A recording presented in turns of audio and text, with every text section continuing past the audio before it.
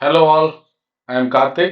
Today நம்ம பார்க்க போற topic 11th standard first volume laws of motion அப்படிங்கிற சாப்டர்ல இருந்து டூ பிளாக் சிஸ்டம் மேல நம்ம ஃபோர்ஸ் அப்ளை பண்ணா அது என்ன மாதிரி ஆக்சலரேஷன்ல மூவ் ஆகும் அப்படிங்கிறது தான். ஸோ இது ஃப்ரிக்ஷனோட அப்ளிகேஷன். ஓகே, ஃபர்ஸ்ட் ஃப்ரிக்ஷனோட பேசிக்ஸ் பார்த்துருவோம்.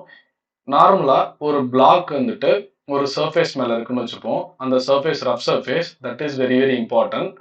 நாம இந்த பிளாக் மேல ஒரு ஃபோர்ஸ் அப்ளை பண்றோம். டெஃபினட்டா இங்க ஆப்போசிட்ல ஒரு ஃபோர்ஸ் நம்மள அப்போஸ் பண்ணும். அந்த ஃபோர்ஸ் தான் friction. Friction is directly proportional to n, which means இந்த n யாருக்கு ப்ரொபோர்ஷனாலிட்டியா இருப்பாங்கன்னா m1g ப்ரொபோர்ஷனாலிட்டியா இருப்பாங்க. சிம்பிளா சொன்னா வெயிட் அதிகமா இருந்தது அப்படின்னா நம்ம ஃப்ரிக்ஷன் அதிகம் அப்படின்னு இங்க கன்க்ளூட் பண்றோம். இந்த ப்ரொபோர்ஷனாலிட்டி தான் mu, that is coefficient of friction, mu n அப்படின்னு எழுதுறோம். இந்த n யாருக்கு ஈக்குவல்? இந்த இடத்துல m1g ஈக்குவல். அப்போ friction is equal to mu m1g. So friction is equal to mu mg. அதுல டைப்ஸ் இருக்கு, ஸ்டாட்டிக் ஃப்ரிக்ஷன், கைனடிக் ஃப்ரிக்ஷன். இந்த இடத்துல நம்ம அந்த ஸ்டாட்டிக் மாடல் தான் நம்ம பார்க்க போறோம். ஓகேவா? ஸோ நீங்க என்ன ஞாபகம் வச்சுக்கணும்? Friction is equal to mu mg. ஞாபகம் வச்சுக்கணும் சென்ஸ் மெமரைஸ் பண்ண சொல்ல, அதுதான் கண்டிஷனே இங்க. ஓகேவா? ஃபைன். இப்போ நிறைய கேசஸ் இருக்குதுல. ஃபர்ஸ்ட் கேஸ், பேசிக் கேஸ் என்ன அப்படின்னு பார்த்தா, கீழே உள்ள சர்ஃபேஸ் ஸ்மூத் சர்ஃபேஸ், அதுக்கு மேல ஒரு பிளாக் இருக்கு, அது m2. அதுக்கு மேல ஒரு பிளாக் இருக்கு, அது m1. நான் அப்ளை பண்ற ஃபோர்ஸ் m1 மேல தான் அப்ளை பண்றேன், m2 மேல எந்த ஒரு ஃபோர்ஸும் நான் கொடுக்க கிடையாது. ஓகேவா? அடுத்த கேஸ் என்ன பார்க்கலாம்? இன்ஸ்டெட் ஆஃப் m1 m2 மேல அப்ளை பண்ணா என்னன்னு செகண்ட் கேஸ். இந்த ஸ்மூத் சர்ஃபேஸுக்கு பதிலா அது ரஃபா இருந்தா என்ன மாதிரி பிஹேவ் பண்ணும் அப்படிங்கிறது ஒரு கேஸ். ஸோ ஃபர்ஸ்ட் நம்ம இது பார்க்கலாம். வெரி ஃபர்ஸ்ட் திங் என்ன அப்படின்னா, இந்த எஃப் அப்ளைடு நாம் அப்ளை பண்ற ஃபோர்ஸ் கண்டிப்பா இந்த red colour block, that is m1க்கும் m2க்கும் நடுவுல ஃப்ரிக்ஷன் இருக்கு கண்டிப்பா. பட் இந்த m2க்கும் கீழே உள்ள சர்ஃபேஸுக்கும் நடுவுல ஃப்ரிக்ஷன் இல்லை, அதனால ஸ்மூத் சர்ஃபேஸ். இதுதான் டூ பிளாக் ஃப்ரிக்ஷன் மாடல்ல பேசிக் மாடல் சொல்லலாம். Very first case. ஓகே, இப்போ இந்த பிளாக் ரெண்டும் சேர்ந்து மூவ் ஆகுமா இல்ல தனித்தனியா மூவ் ஆகுமா அப்படிங்கிறது கண்டிஷன். எப்போ சேர்ந்து மூவ் ஆகும், எப்போ தனித்தனியா மூவ் ஆகும் அப்படிங்கிறத நம்ம பார்க்க போறோம். ஃபர்ஸ்ட் இந்த ரெட் கலர் பிளாக்ல நான் தனியா எடுத்து டயக்ராம் போட்டிருக்கேன் பாருங்க. நாம் அப்ளை பண்ற ஃபோர்ஸ் எஃப் அப்ளை. இந்த m1 g டவுன்வர்ட் லாக்ட் ஆகும். அதுக்கு தகுந்த மாதிரி ஒரு normal, that is n is equal to m1g. நான் அப்ளை பண்ற ஃபோர்ஸ் அப்ளை பண்றதுக்கு ஆப்போசிட் டைரக்ஷன்ல ஃப்ரிக்ஷன் மேக்ஸிமம். ஓகேவா? கண்டிப்பா, ஏன்னா இங்க சர்ஃபேஸ் என்ன கொடுத்துட்டேன், yellow colour block, that is m2க்கும் m1க்கும் நடுவுல நான் கோஎஃபிஷியன்ட் ஆஃப் ஃப்ரிக்ஷன் இருக்குன்னு சொல்லிட்டேன். அது ஸ்மூத் சர்ஃபேஸ் கிடையாது. ஓகே, இப்போ நீங்க என்ன கண்டுபிடிக்கணும்? ஃபர்ஸ்ட் ஸ்டெப் என்ன பண்ணணும்னா, ஃப்ரிக்ஷன் கண்டுபிடிக்கிறீங்க. Friction is equal to mu m1g. உங்களுக்கு ஒரு ஆன்சர் கிடைக்கும். அந்த ஆன்சர் எஃப் அப்ளைடை விட அதிகமா இருக்கா கம்மியா இருக்கா நம்ம செக் பண்ணணும். நீங்க அப்ளை பண்ற ஃபோர்ஸ் ஃப்ரிக்ஷனை விட கம்மியா இருந்ததுன்னா இந்த m1ங்கிற பிளாக்கு தனியா மூவ் ஆகாது with respect to m2. This is very very important. Statement நல்லா புரிஞ்சுக்கோங்க. சம கண்டிப்பா ஒரு நிமிஷத்துல சால்வ் பண்ணிடலாம். If applied force is less than the friction force, m1 தனியா மூவ் ஆகாது. In fact both the blocks will move together as a single block. Check பண்றீங்க, ஆன்சர் கிடைச்ச பிறகு செக் பண்றீங்க. அது நம்ம ஒரு ப்ராப்ளமா பண்ணி பார்க்கலாம். இப்போ கண்டிஷன் மட்டும் எக்ஸ்பிளைன் பண்றேன். அப்படி the blocks will move together as a single block அப்படின்னா என்ன அர்த்தம்?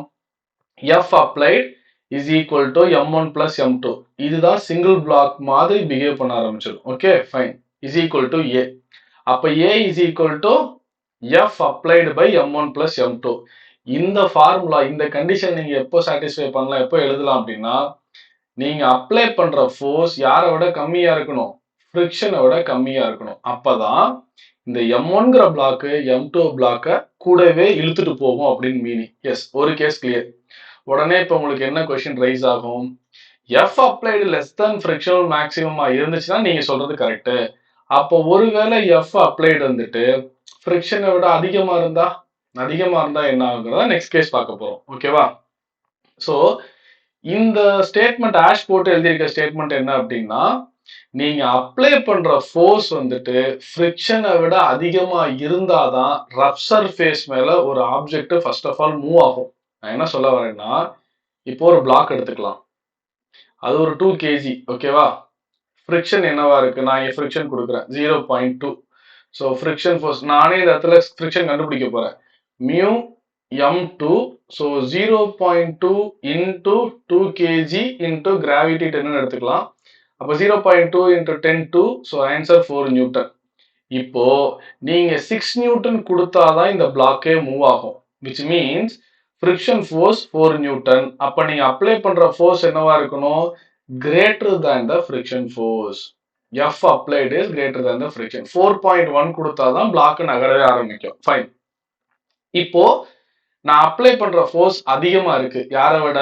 ஃப்ரிக்ஷனோட அதிகமா இருந்துச்சுன்னா இந்த பிளாக் மூவ் ஆக ஆரம்பிச்சிடும். வித் ரெஸ்பெக்ட் டு கீழே உள்ள பிளாக்கை பொறுத்தே அது மூவ் ஆக ஆரம்பிச்சிடும். அதை எப்படி கால்குலேட் பண்ணணும்னா F net, that is total force on the block M2, F applied minus friction maximum. So மறுபடியும் இந்த எக்ஸாம்பிளுக்கு வருவோம், இன்னும் கிளியரா புரியும். இங்கிட்டு நாம எவ்வளவு அப்ளை பண்ணோம்? 6 நியூட்டன். ஃபோர்ஸ் எவ்வளவு? ஃப்ரிக்ஷன் ஃபோர்ஸ் எவ்வளவு? 4 நியூட்டன். அப்ப அந்த பிளாக் மேல ஆக்ட் ஆகிற ஃபோர்ஸ் எவ்வளவு தெரியுமா? 6 Newton minus 4 Newton is equal to 2 Newton. இதுதான் நான் இங்க கான்செப்டா எழுதியிருக்கேன். F net is equal to F applied minus F maximum. இந்த F maximum என்ன? mu m1g பக்கா. இது applied force. So அடுத்த ஸ்டெப்ல எழுதியிருக்கேன் பாருங்க, அடுத்த ஸ்லைட்ல. F net is equal to F minus இந்த F யாரு? applied. இந்த F applied. F net என்ன? அந்த ஆப்ஜெக்ட் மேல ஆக்ட் ஆகுற நெட் ஃபோர்ஸ். எது மேல ஆக்ட் பண்றேன்? m1. அப்ப m1 ஒரு ஆக்சலரேஷன்ல மூவ் ஆக போகுது, அதனால நான் என்ன எழுதிட்டேன்? F net m1 a1 எழுதியிருக்கேன்.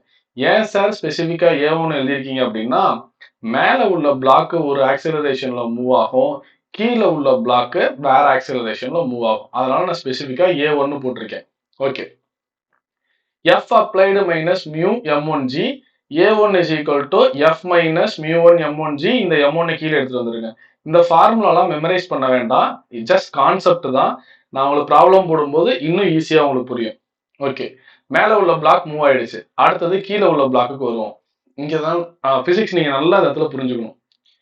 கீழே உள்ள பிளாக்க புடிச்சு இழுத்துட்டு வர்றது எந்த ஃபோர்ஸ்னா, மேல உள்ள பிளாக்கோட ஃப்ரிக்ஷன் ஃபோர்ஸ். இதை நீங்க சப்ஜெக்டை ஃபீல் பண்ணணும். மேல உள்ள ஆப்ஜெக்டுக்கு அது கீழே, அந்த m1 கீழே ஒரு ரஃப் சர்ஃபேஸ் இருக்கா, இந்த m2வும் அதுவும் ஒரு பாண்டிங்ல இருக்குமா, அப்ப m1 நீங்க புடிச்சு இழுக்கும் போது அந்த m1 என்ன பண்ணும்? m2 புடிச்சு கூட இழுத்துட்டு வரும். ஆனா கண்டிஷன் என்னன்னா, வேற வேற ஆக்சிலரேஷன்ல. ஏன் அப்படி நடக்குதுன்னா, இங்கதான் F applied is greater than friction force ஆச்சு, அதனால வேற வேற ஆக்சிலரேஷன்ல வருது. கம்மியா இருந்தா ரெண்டும் சேம் ஆக்சிலரேஷன்ல வரும். கம்மியா இருந்துச்சுன்னா will move together. அதான் இந்த இடத்துல ஸ்டேட்மெண்ட் எழுதிருக்கோம், will move together. ஓகேவா? எஸ். இப்போ இந்த ஆப்ஜெக்ட் மேல ஆக்ட் ஆகுற ஒரே ஃபோர்ஸ் என்ன ஃபோர்ஸ்? Friction force. அந்த ஃப்ரிக்ஷன் ஃபோர்ஸ் தான் இந்த ஆப்ஜெக்ட் மூவ் ஆகுறதுக்கு சப்போர்ட் பண்றது. சோ இந்த இடத்துல நீங்க அதை ஆப்போசிட்டா ஆரோ மார்க் போட்டலாம். வித் ரெஸ்பெக்ட் டு m1 தான். m1 பொறுத்த வரைக்கும் அது ஆப்போசிட்ல இருக்கு, ஆனா m2 புடிச்சு இழுத்துட்டு வரதே அந்த ஃப்ரிக்ஷன் ஃபோர்ஸ் தான். சோ டொமஸ்டிக்கா ஒரு எக்ஸாம்பிள் சொல்லணும்னா, ஒரு மேட் இருக்குன்னு இமேஜின் பண்ணிக்கோங்க. அந்த மேட் மேல ஒருத்தர் வெறும் கால்ல நின்றுட்டு இருக்காரு, அது கூட கண்டிஷன் தான். இல்ல நல்லா ஸ்பைக்ஸ் வச்ச ஷூ போட்டு நின்றுட்டு இருக்காரு. இந்த பர்சனை பிடிச்சி நான் ஒரு மினிமம் ஃபோர்ஸ்ல கொடுத்து நான் மூவ் பண்ண ட்ரை பண்ணேன்னா, அவர் மட்டும் வருவாரா, இல்ல கூடவே அந்த மேட்டு வருமா? அந்த மேட் ஒரு டெய்ல்ஸ் சர்ஃபேஸ் மேல இருக்குன்னு வச்சிருப்போமே, டெய்ல்ஸ் வீட்டுக்கு போறோம்ல, டெய்ல்ஸ் அது மேல இருக்கு. இப்ப இந்த பர்சனை பிடிச்சிருந்தா அந்த மேட்டு கூட வருமா, வராதா? அதே மாதிரிதான். அந்த மேட்டு கூட வரதுக்கு யார் ரீசன்? அந்த ஃப்ரிக்ஷன். அப்போ இந்த பிளாக் மேல ஆக்ட் ஆகுறது ஃப்ரிக்ஷன், கரெக்டா? ஆனா அந்த ஃப்ரிக்ஷனை நீங்க கேர்ஃபுல்லா எழுதணும். இந்த ஃப்ரிக்ஷன் ஃபோர்ஸ் யார் கொடுக்குறா? mu1 m1g. அப்போ F maximum is equal to இந்த பிளாக்கோட மாஸ், அது வேற ஒரு ஆக்சிலரேஷன்ல இப்போ மூவ் ஆக போகுது, m2 a2. so a2 is equal to mu1 m1g by m2. so இந்த ஃபார்முலா நம்ம மெமரைஸ் பண்ண வேண்டாம், ஜஸ்ட் ப்ராப்ளம் போடும்போது உங்களுக்கு புரிஞ்சிடும். இமிடியேட்டா நெக்ஸ்ட் ஸ்லைட்லயே நான் ஒரு ப்ராப்ளம் போடுறேன். பட் இதுல ஒரு ஃபிக்ஸ்டு கண்டிஷன் என்னன்னா, a1 is greater than a2. இதான் கண்டிஷன். ஏன்னா யோசிச்சு பாருங்களேன், நீங்க அப்ளை பண்ற ஃபோர்ஸ் எந்த பிளாக் மேல இருக்கு?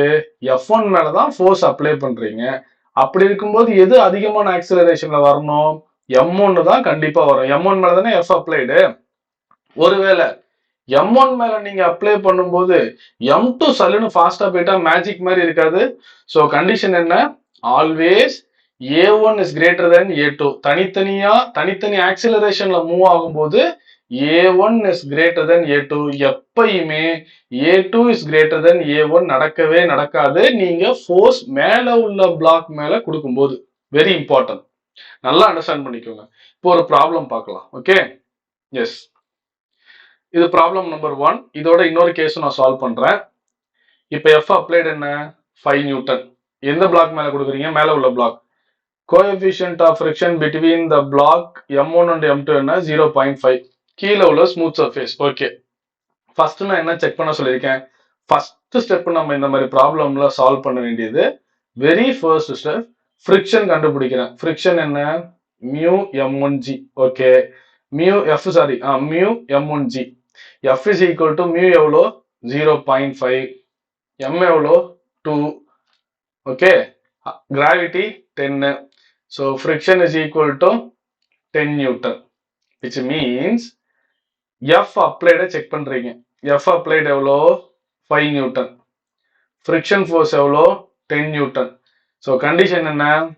If F applied is less than friction force, 5 Newton is less than 10 Newton ஆயிடுச்சா?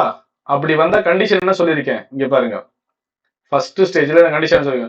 If F applied is less than frictional force, the block will move together as a single block. அப்ப என்ன formula use பண்ண சொல்லியிருக்கேன்? அடுத்த ஸ்லைட்லயே F is equal to M1 plus M2A. அதே தான் இங்க பண்ண போறோம் நம்ம. இப்போ F is equal to M1 plus M2 into A. எப்போ இது எடுக்கலாம்? நம்ம எப்போ will move together நம்ம சொல்ல முடியும்? F applied frictionோட கம்மியா இருக்கணும். F applied எவ்வளோ? 5 Newton. M1 2, M2 ஓட weight எவ்வளோ? 3 into A. So the answer is 5 is equal to 5A. Then acceleration is equal to 1 meter per second square. That's all. அவ்வளவுதான், இந்த ப்ராப்ளம் முடிஞ்சு போச்சு. ரெண்டும் சேர்ந்து தான் மூவ் ஆகும். ஆக்சிலரேஷன் எவ்வளோ? ரெண்டும் சேர்ந்து மூவ் ஆகுதுன்னா 1 metre per second. That is common acceleration அப்படின்னு சொல்லுவோம். மேல உள்ள பிளாக்கும் அதே ஆக்சிலரேஷன் தான், கீழே உள்ள பிளாக்கும் அதே ஆக்சிலரேஷன் தான். பக்கா ஓகேவா? நல்லா புரிஞ்சுக்கணும். ஓகே, இப்போ நெக்ஸ்ட் ப்ராப்ளம் பார்க்குறோம். 5 நியூட்டன் கேஸ்ல த பிளாக் வில் மூவ் டுகெதர்னு பார்த்துட்டோமா? எஸ். இப்போ F அப்ளைட் எவ்வளவு கொடுத்துருக்கேன்? 20 நியூட்டன் கொடுத்துருக்கேன். So as it is first step. வெயிட்லாம் மாத்தல, கோஎஃபிஷியன்ட்டும் மாத்தல, எல்லாமே அதே தான். இருந்தாலும் நான் ஃபர்ஸ்ட் ஸ்டெப் மறுபடியும் போடுறேன். ஃபிரிக்ஷன் கால்குலேட் பண்றீங்க. மியூ M1G, மியூ எவ்வளோ? 0.5, M1 எவ்வளோ? 2 இன்ட்டு கிராவிட்டி. ஸோ லாஸ்ட் ப்ராப்ளம்ல இது போட்டோம், இதனால மறுபடியும் நான் போட்டுறேன் 10 நியூட்டன். எஸ். இப்போ செக் பண்ண சொல்றேன். என்ன செக் பண்ண சொல்றேன்? செக் பண்ணணும்ல நம்ம. F அப்ளைட் எவ்வளோ? 20 நியூட்டன். ஃபிரிக்ஷன் எவ்வளோ? 10 நியூட்டன். கேஸ் வந்துட்டு என்ன ஆகுது? will not move together. will not move together. ஏன் will not move சொல்றேன்? F applied is greater than F maximum. இந்த கேஸ்ல இப்படி வந்துட்டா நம்ம என்ன பண்ணணும்? ரெண்டு பிளாக்கும் வேற வேற ஆக்சிலரேஷன்ல மூவ் ஆக போகுது. சரி, இப்போ ஃபர்ஸ்ட் பிளாக் என்ன ஆக்சிலரேஷன்ல மூவ் ஆகும்னு பார்க்கலாம். ஓகேவா? அதே ரெட் கலர்லயே போட்டுக்கிறேன். எஸ், இது M1. இந்த பிளாக்ல நீங்க எவ்வளவு அப்ளை பண்றீங்க? 20 நியூட்டன். M1 கீழே ஃபிரிக்ஷன் எவ்வளவு ஆக்ட் ஆகுது? 10 நியூட்டன். அப்ப F நெட் என்ன? Very easy. F நெட் என்ன? 20 நியூட்டன் மைனஸ் 10 நியூட்டன். அப்ப F நெட்டோட ஆன்சர் 20 மைனஸ் 10, 10. பக்கா. சோ F நெட்னா யாரை பத்தி பேசிட்டு இருக்கோம்? இப்ப ஃபர்ஸ்ட் பிளாக் M1 பத்தி பேசிட்டு இருக்கோம். 10 நியூட்டன். அப்ப F நெட் என்ன எழுதணும்? M1 A1 is equal to 10. Then A1 is equal to 10 by M1 ஓட வேல்யூ என்ன? 2. So answer 5 meter per second square. மேல உள்ள பிளாக்கோட ஆக்சிலரேஷன் எவ்வளோ? 5 meter per second square. பக்கா. இப்போ கீழே உள்ள பிளாக் மூவ் ஆகுமானா? கண்டிப்பா மூவ் ஆகும். ஏன்னா அந்த சர்ஃபேஸ் தான் ஸ்மூத் சர்ஃபேஸ் ஆச்சே. ஆனா கீழே உள்ள இந்த பிளாக் இருக்குல்ல, இந்த M2 that is 3 kg, அதுக்கு மேல ஆக்ட் ஆகுற ஃபோர்ஸே அந்த ஃபிரிக்ஷன் ஃபோர்ஸ் தான். அதுக்கு அத நகர்றதுக்கு ஹெல்ப் பண்ற ஒரே ஃபோர்ஸ் என்னது? அந்த ஃபிரிக்ஷன் ஃபோர்ஸ் தான். இந்த ஃபிரிக்ஷன் ஃபோர்ஸ் தான் நம்ம கண்டுபிடிச்சு வச்சிருக்கோமே, 10 நியூட்டன். ஆமாவா? இந்த 10 நியூட்டன் எது மேல ஆக்ட் ஆகுது? M2 3 kg மேல. அப்போ நான் என்ன எழுதுறேன்? M2A2 is equal to 10 Newton. கரெக்டா? M2A2 is equal to 10 Newton. Then A2 is equal to 10 Newton by m2, that is 10 by 3, which is equal to 3.333 ரெக்கரிங்ல போயிட்டு இருக்கும். So 3.33 metre per second square. So லாஜிக்கா பாருங்களேன், ஏவோட answer என்ன? 5 metre per second square. நான் சொன்னேன்ல, எந்த பிளாக் மேல ஃபோர்ஸ் கொடுக்குறீங்களோ அவங்க தான் அதிகமான ஆக்சிலரேஷன்ல டிராவல் பண்ணுவாங்க. A2 இங்க ஆன்சர் என்ன? 3.33. A1 acceleration 5. So A1 is greater than A2. லாஜிக்கலா நம்ம பண்ணது கரெக்ட் தான். ஸோ இந்த பிளாக்க நகர்த்திட்டு போற ஃபோர்ஸ் என்னது? மேல உள்ள பிளாக் கொடுக்கிற ஃப்ரிக்ஷன் ஃபோர்ஸ் தான். Okay, thank you all.